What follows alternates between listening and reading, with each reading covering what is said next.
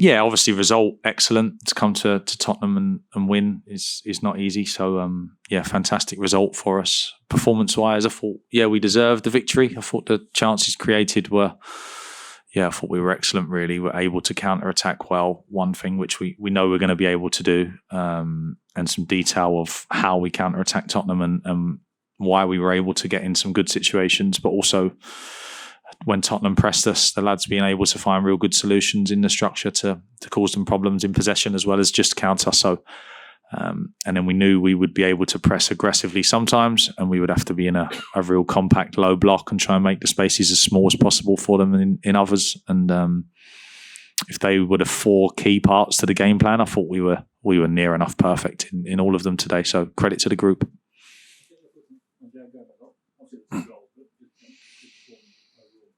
Yeah, I knew Zhao would be massive to us today, the way I saw the game going and what I thought we'd need from the game plan. So he suffered a kick on his foot on Wednesday in training, kicked the bottom of someone's boot, and it swelled up quite bad. So we were worried that we were going to not have him back in time. And I knew that would be a huge blow because today's game was going to suit him. We were going to be without the ball for spells, but we were going to try and make it compact, and we knew he'd be able to press people and regain the ball like he did.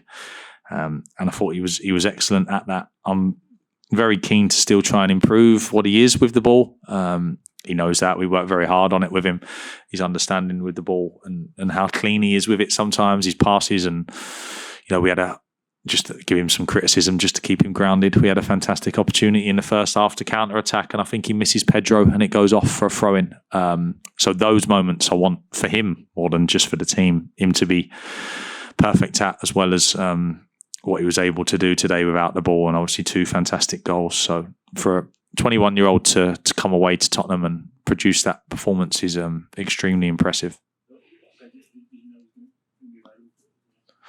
Yesterday morning, I was worried he'd have to miss training Friday, but he was fine. And then I was just a bit worried that he might feel it during training, but he got through it fine, told me he was happy enough with how it felt. So, as I said, he was important to the game plan, so was desperate to have him involved today.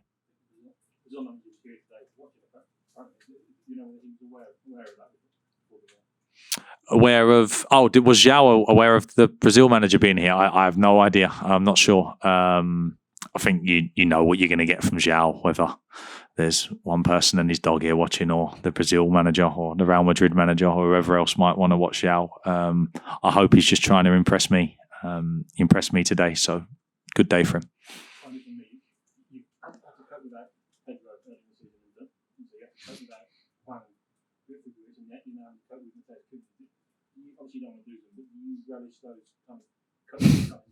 No. I was desperately looking forward to seeing all 3 of them back together. And we definitely will. So Matheus Cunha, real good news on him. He's had a good week. He's been in the gym already doing some work on his hamstring. So obviously there'll be no rushing for him, but he's really keen to push and get back and help his team as quickly as possible. Losing Pedro earlier in the season, I think it was key for the team because he was in such good form at that moment, Pedro. And I think we maybe lost the first game without him, did we, at Sheffield United? And then we were able to put a real big victory on the board quickly. And I think today, the lads losing Matheus Cunha and how big he's been for us, because it is a massive blow for us to lose him with the form that he's been in. For us to come away and win without Matheus shows the boys that, we can still do this as a team. We can stick together. We can still create chances. So I miss Matheus a lot today. I miss seeing what he does and what he gives to the team. But I also enjoyed watching the team fight and scrap and produce moments of quality without him.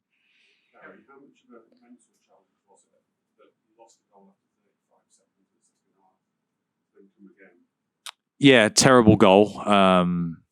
Especially so similar to the Manchester United goal when we were at 3-3, and we let them throw it into an attacking player. Crazy, really, to do it once, and we've repeated it again today. So something that we know we need to improve. And then once they throw it into an attacking player, there's chances of ricochets, or in the Man United game, there was a chance of the attacking player doing something brilliant. Today it was ricochets and a couple of missed tackles, and all of a sudden it's in your goal. So we can't afford to give goals away like that. But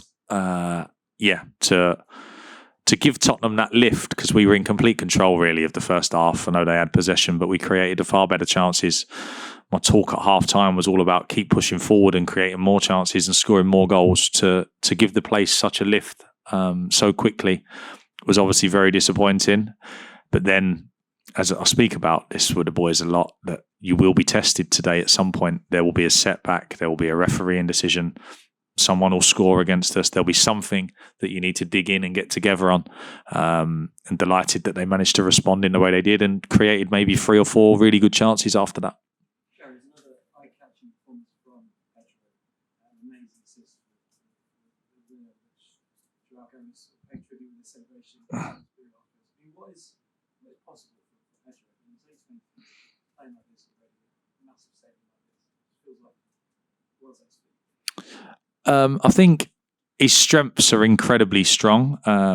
Obviously, his athleticism and his pace is excellent. His quality on the ball when he's dribbling or when he's trying to find a pass at the end of it is excellent.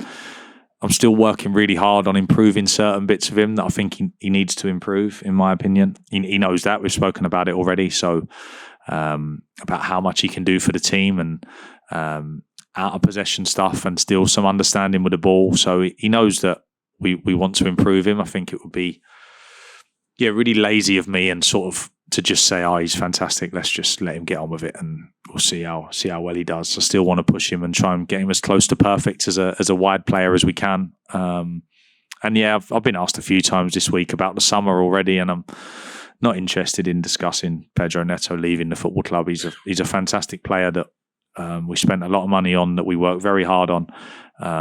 And as far as I'm concerned, we don't want to lose our best players. So we have a long way to go yet this season, and then hopefully he stays with us and we can keep pushing towards the top half of the table. I haven't seen the league table tonight, but I don't really set goals in league table positions, especially with a group that I didn't know when I joined. And most of the talk at that point was around relegation. So to switch talk from relegation to Europe is a big sort of jump. So the lads know what I think we should be looking to achieve this year, which is just trying to be perfect in every game, whether it be at home where teams let us have the ball like Brentford, which we haven't been able to crack yet, or whether it be away from home where we have to dig in. I want us to be able to do all of it every week, so and find a level of consistency. So the next bit is making sure we're better in some games at home when we have the ball, and and then wherever that takes us in the league, it'll take us. I'll keep pushing them to the final whistle at Anfield in the end of May, or hopefully beyond that if we're able to keep a cup run going. You seem so well prepared for every game. But as you just mentioned, when you first came in, the talk was about relegation. Is it surprising yourself how it's turned out? Now we're asking questions about it. Yeah, I'd probably say I was slightly surprised in how quickly we were able to impact the group.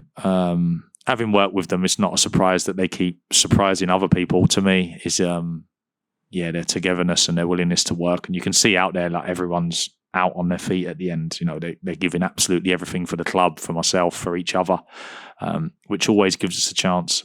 But we do have some real quality as well. So the squad is small, as we've spoken about, mainly down to financial reasons. So the fact that it is small does allow us to have some really good players in there within the financial structure. So we have some fantastic players available to us. It's key that we work hard to keep them fit because we don't have real depth.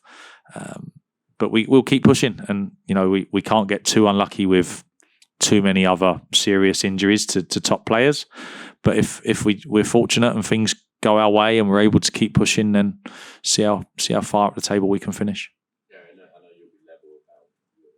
Would you encourage the fans to rate these 2 points of 7?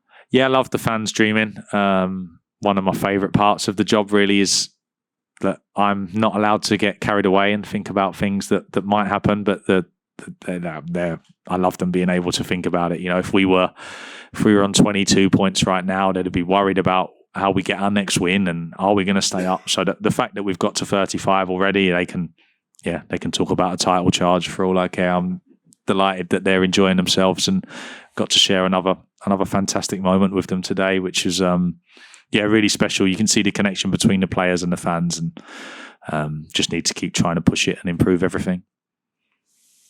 Lovely. All right. Thank you. Thanks a lot, guys. Have a good weekend.